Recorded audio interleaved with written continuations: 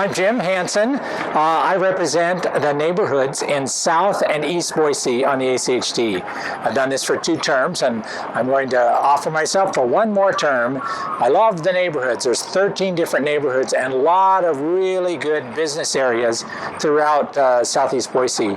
And I've grown very close to those neighborhoods and neighborhood leaders. They've done an enormous amount of work to bring priorities to the ACHD, and as a part-time, nonpartisan representative, it's my job to represent them and bring those ideas and to advance them, no matter the obstacles, to raise those issues and to keep raising them. And eventually, many of those start to gain traction, and it's really encouraging. It's very, very grassroots. And one of the things I've gotten to know over the course of this is how important it is to think about transportation almost like the bloodstream in a body. You have to invest in it in a way that benefits the entire body. You can't just measure how blood flows. You can't just measure how cars flow. You have to decide, well, is this going to actually help neighborhoods be safer and more resilient? What about businesses that have put a lot of money into starting a business, into a facility? What is this road project going to do to help add value to that and encourage more investment? And what I discovered is we don't measure those sorts of things. So we don't know necessarily if by adding 90 seconds to a commute time by widening this road, are we helping businesses or in fact driving them away because it's going to be unsafe either to drive, walk, bike, or access businesses. And we see this all over the place, especially in older cities where they've ignored investments by private businesses.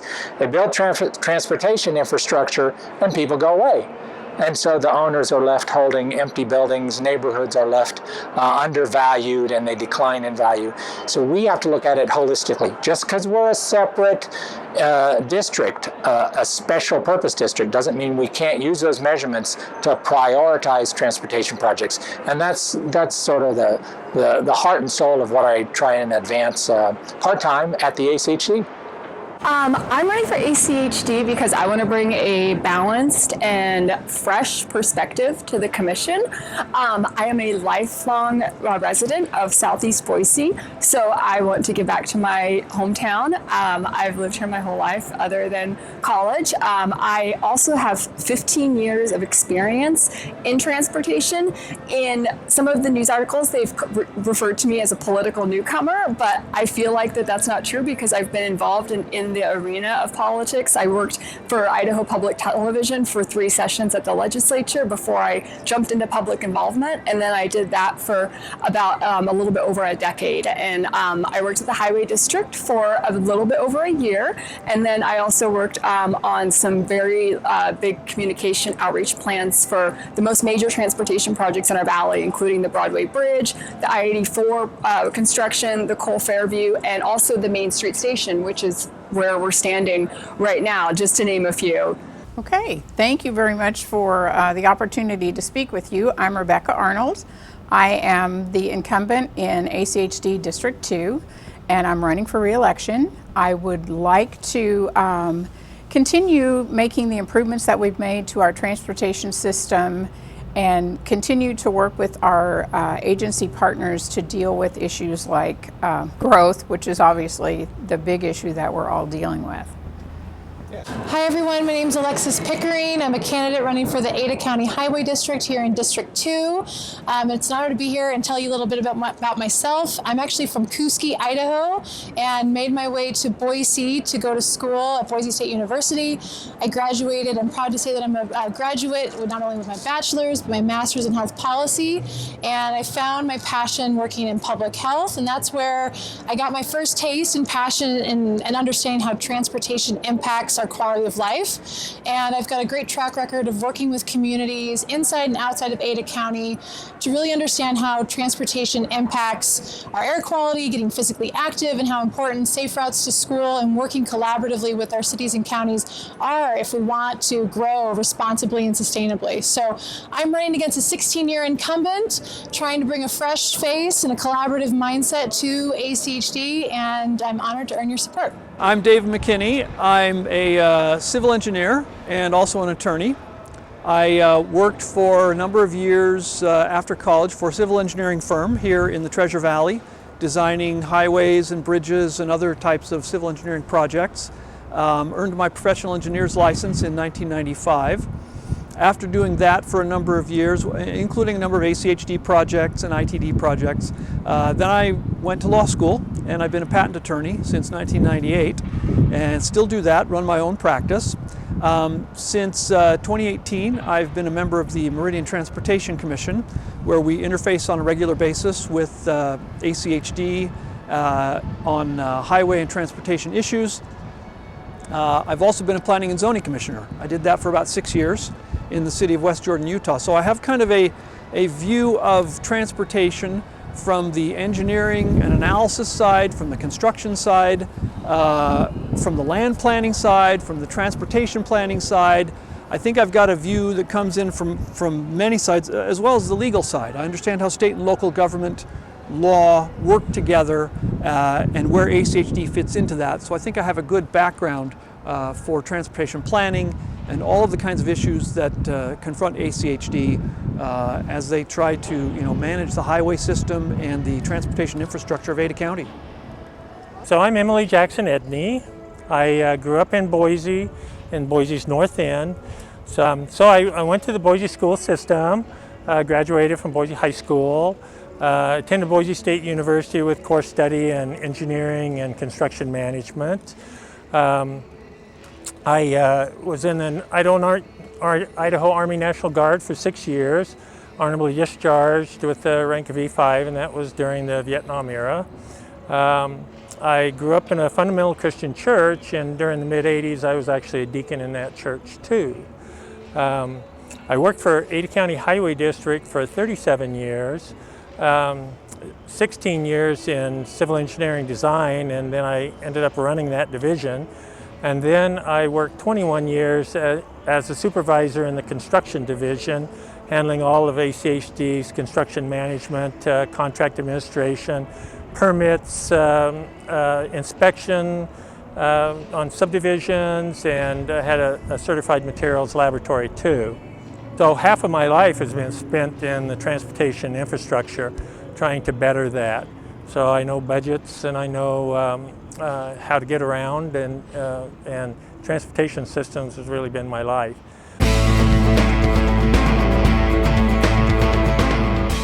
So a change at ACHD, which is really encouraging, having talked about the need to add measurements to return on investment to businesses, levels of service, meaning how is this serving pedestrians, cyclists, people who use transit, as well as people who drive.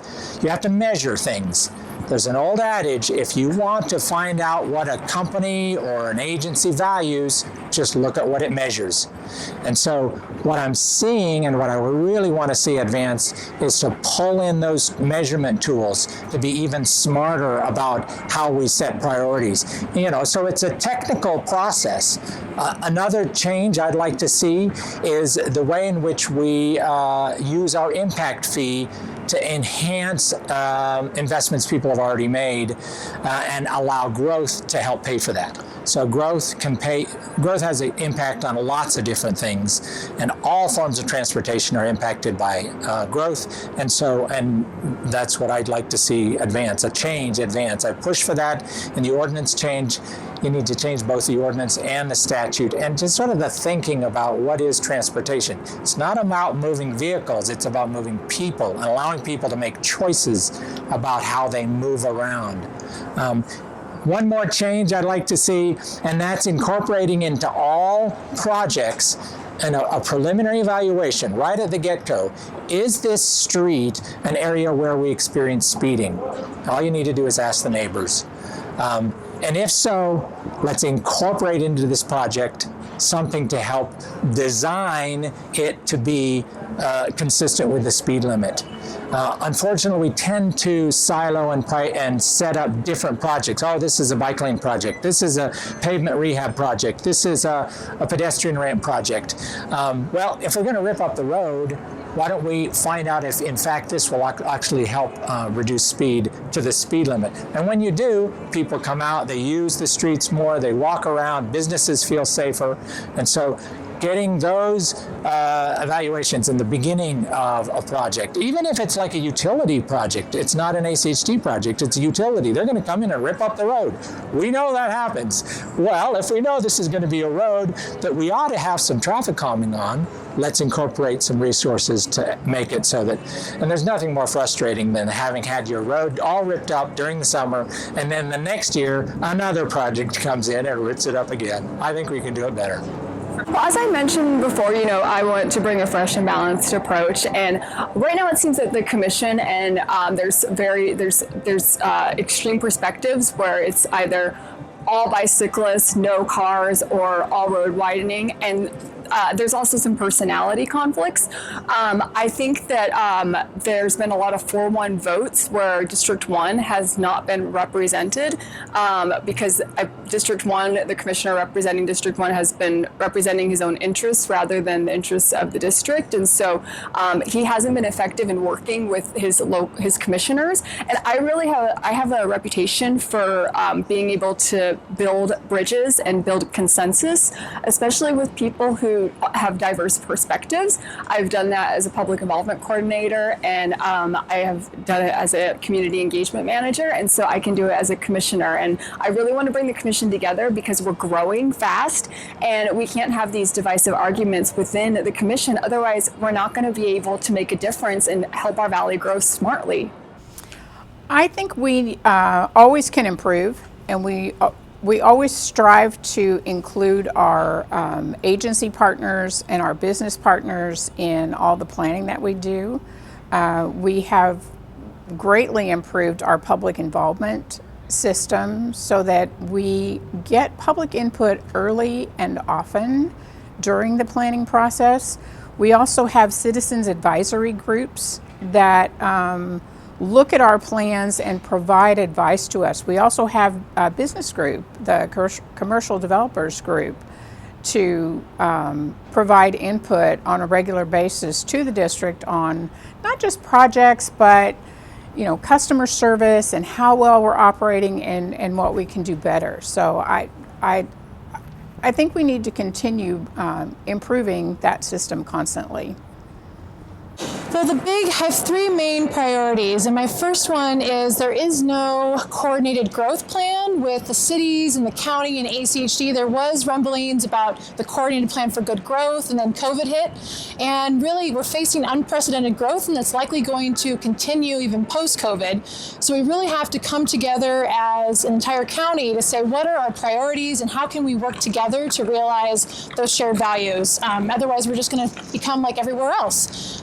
So definitely a growth plan is my first priority. Making sure that our transportation system is truly multimodal is my second priority. We're very much car-centric, which is probably not going to change for the near future, but we all do better when we have multiple options, and whether that's making it safer and easier for folks to walk and bike or use the bus. Our infrastructure is a lot more healthy, and we are too, and we can use different modes. And last but not least, I'm passionate about making sure that our funding of how we maintain our roads is sustainable and balanced. Historically, ACHD hasn't been charging a fair impact fee, and a lot of that cost has been pushed on to property tax owners. So really looking into making growth pay for itself as much as possible.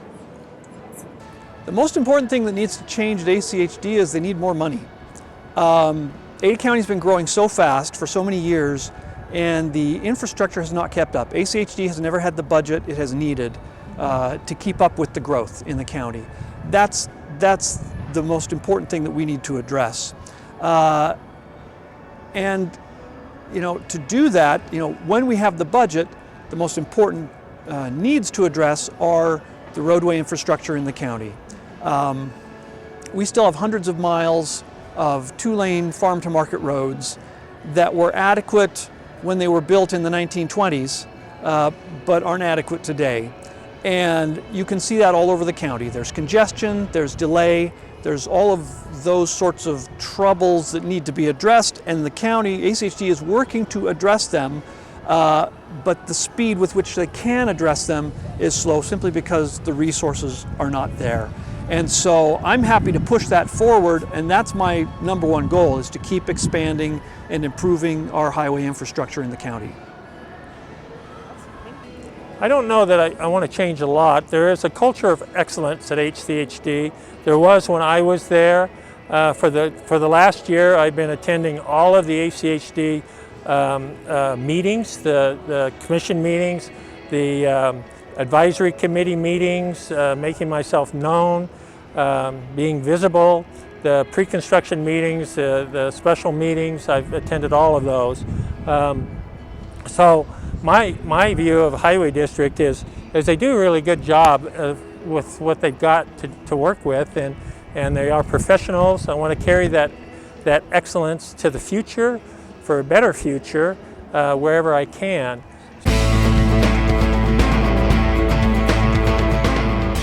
The primary transportation challenge is to really think about what we want to be like as an urban area. So it really touches on growth, and people want to move here, and so we have to be really smart about what the public infrastructure investment's going to be to incur and incentivize private investment.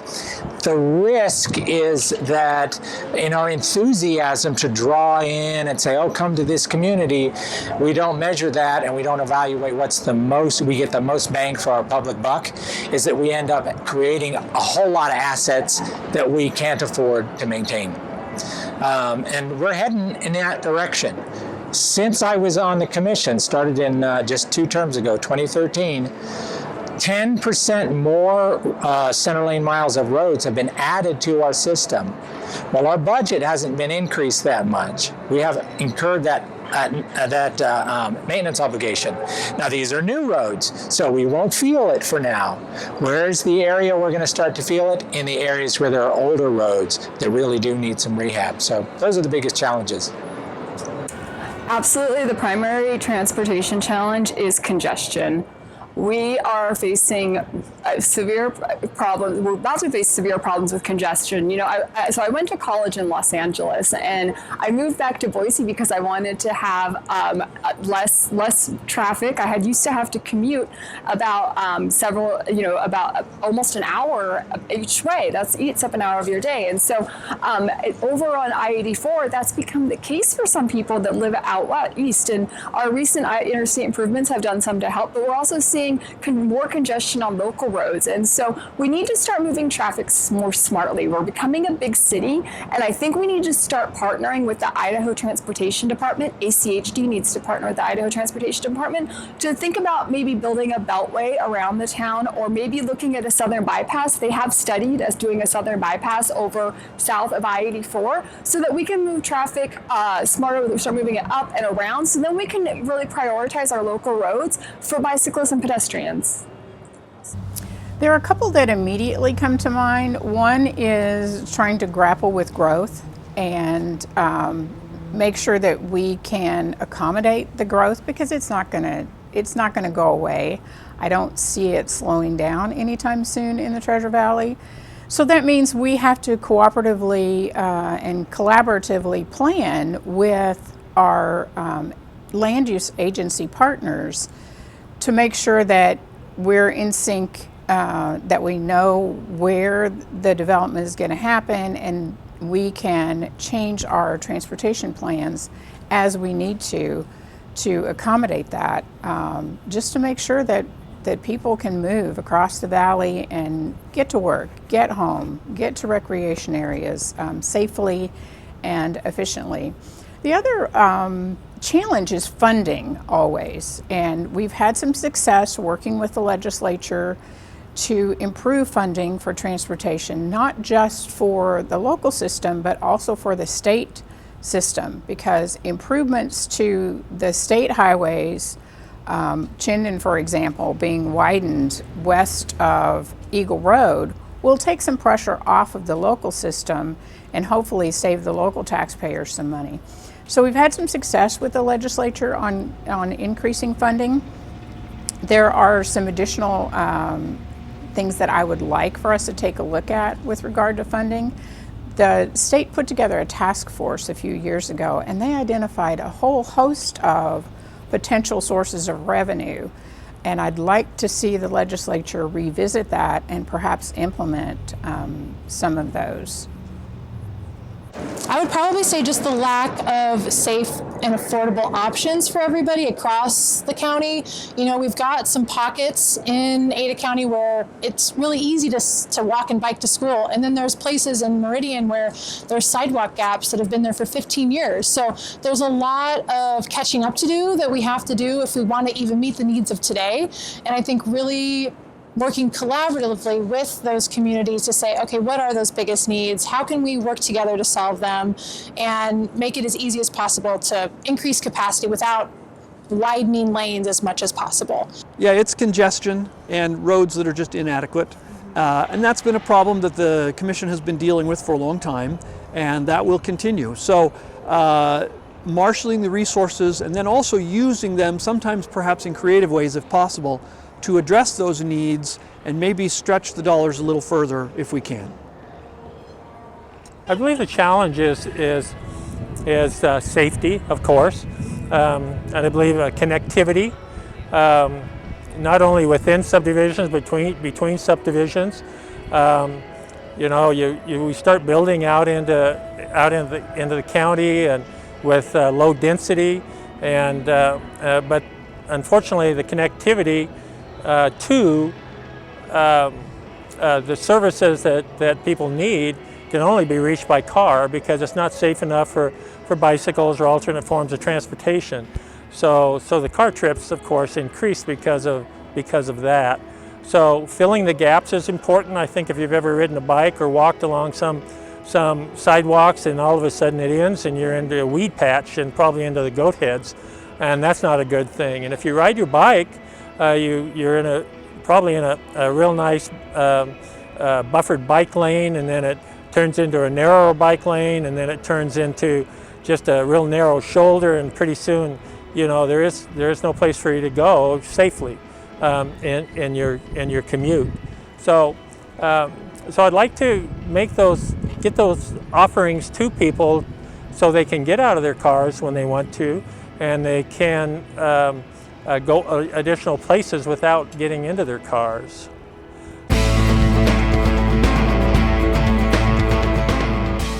Well, at the risk being too repetitive, to make life easier for people who've invested their lives into owning and managing buildings is saying, what can we do with our transportation network that adds value so that your customers, your employees can feel safe coming there?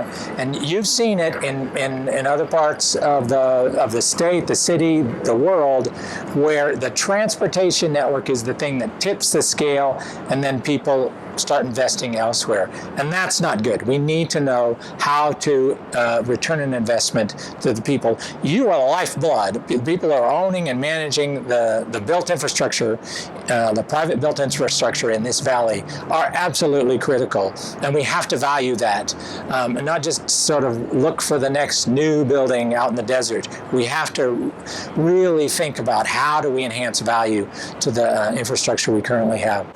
I think one thing that I have heard speaking to the real estate community, because I've been out meeting with real estate developers and also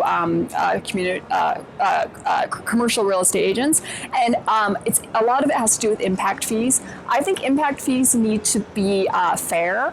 It's really easy, it's really easy to say that growth should pay for itself. That's a cliche. You know, they say that growth pays for itself. Well, it does in a way, but it shouldn't all be put on the shoulders of commercial real estate agents, because everybody's benefiting from that growth. And so we just saw a 9% increase in impact fees, and that I think is a fair share. And I absolutely do not think that the rest should be made up by property taxes. Rather, we need to be looking at new innovative streams of revenue, because right now ACHD's revenue revenue comes from 4 places: impact fees, property taxes, federal funds, and then also the state highway fee, vehicle registration fees. So there's federal grants out there. There's the concept of an infrastructure bank. There's other innovative methods that ACHD can really be analyzing rather than just doing this back and forth, increase impact fees, increase property taxes. We shouldn't be putting the burden on commercial real estate or residents. Well, I think communication is certainly the key, and we do involve the business community in our decision-making process. That's why we set up the commercial developers group. We also, invite anyone, including business owners, to participate in our planning process through our public involvement. So I think staying in touch with the business community and being responsive to the needs of the business community is key for us. I think being a willing and open partner is probably the first thing that I would say, and that's really who I am. And I just really am somebody that likes to surround myself with data and lots of different diverse stakeholders to inform my work. And I think we all do better when our roads and our infrastructure are maintained to the way that they need to. And so I think it's really critical that we all work together to make sure that not only is the current infrastructure the way it is and maintaining it to make sure that it is safe, but we're also looking at ways to grow sustainably and build off of existing infrastructure wherever it's possible so we can better suit the growth that's already here.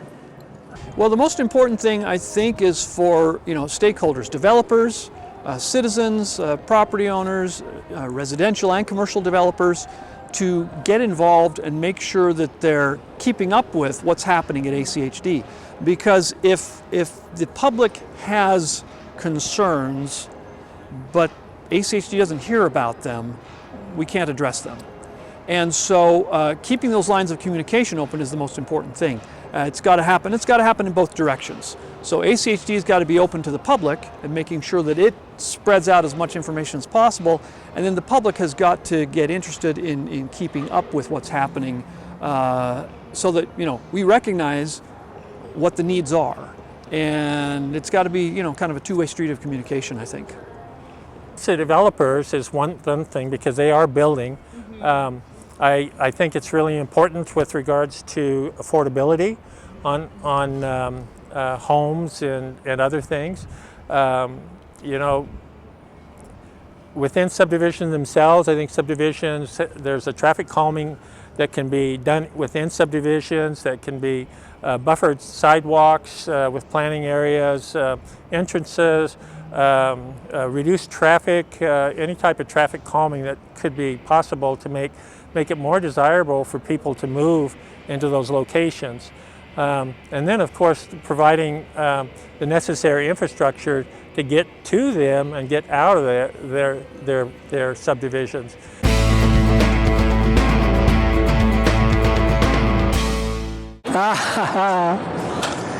So this is chip sealing done right is good. Chip sealing done right. And actually there's two services. There's the chip sealing for the roadway, and it gets integrated into the driving on it. But there's also separate chip sealing for bikeways. And it's maintenance too. It's not just chip sealing, it's good maintenance. Think of it as kind of like enamel on your teeth. You don't want it to get so bad. There's a range at which you can sort of have the quality of the pavement. But as soon as you slip under that, it's only a matter of time where you have to rip the whole thing out, and that's tremendously expensive. We get the biggest bang for our buck. I know it's inconvenient. It's a challenge because we have to do it quickly, but we have the technology, we have the know-how. I really like it, and we just sort of say, okay, take that, those few days when chip sealing is coming to your neighborhood, that's when I'm going to go to the mountains, because it can only be done during hot weather, so it's during the summertime. So, yep. That's an easy one. When it's being done in front of my house, I am not for it, but I do recognize the absolute value of it. The pavement is ACHD's biggest asset.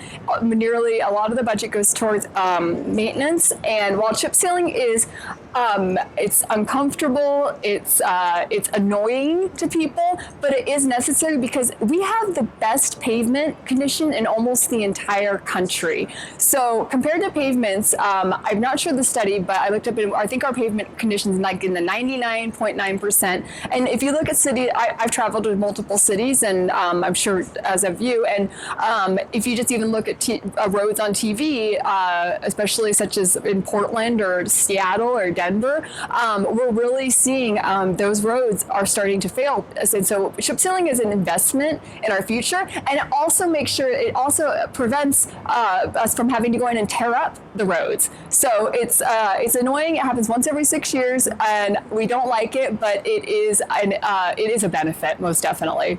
I get a lot of questions and complaints about chip sealing, and personally, I hate chip sealing. I will admit, I just hate it. I get a chipped or cracked windshield every year, but it is a necessary evil. It is the most efficient way to maintain our system, and it's very important that we maintain our system in good shape. We have the best roads in the Northwest, and we need to keep that in place.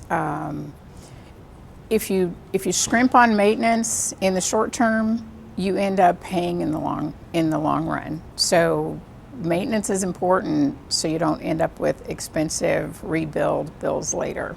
So yeah, chip sealing, it's a necessary evil. You know, I've heard, so it's kind of a mixed bag. So I think I'm open-minded, and I think historically speaking, the commissioners have said chip sealing is the way to go because it's financially more viable. But I'm not really supportive of it because, in some ways, because we've seen roads that have been chip sealed and 2 years later they're chip sealed again. And so there's kind of that duplication and kind of a waste of resources. So it's like, if it is so cost effective, then why are we having to redo it every few years? I would like to see something get done right the first time and last a lot longer. So I think I'm cautiously saying I'm on the fence because I need to do more research, but I'm definitely keeping an open mind. Awesome. I am for it. Chip sealing adds a tremendous amount of life to streets. A high-type plant mix pavement, you know, even on a neighborhood street, 2 inches or whatever that they put down typically, that has a certain lifespan, and that's great. Replacing it, chip sealing is like tremendously less expensive than putting down a new pavement. Even though everybody hates the chip seal because the rocks get everywhere and they damage your paint, they damage the glass on your cars. Everybody hates that. But it's a low-cost way to extend the life of pavement. And the truth is, despite its drawbacks, the pros outweigh the cons, I think. I'm absolutely against chip sealing. That's one of the maintenance things that the Highway District does. I know that there are a lot of people who don't like it. It's kind of a nuisance for a little bit of a while until they get the top coat of oil on that to retain those chips.